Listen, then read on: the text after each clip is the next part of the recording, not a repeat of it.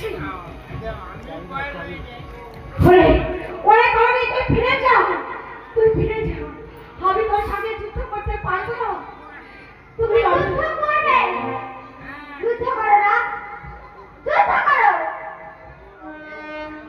ও বুঝতে পেরেছি, মৃত্যুই তোকে করেছি সাধু। নে তবে একটু অন্ত বাঁধো, পানি হোক তোর মৃত্যুর কারণ।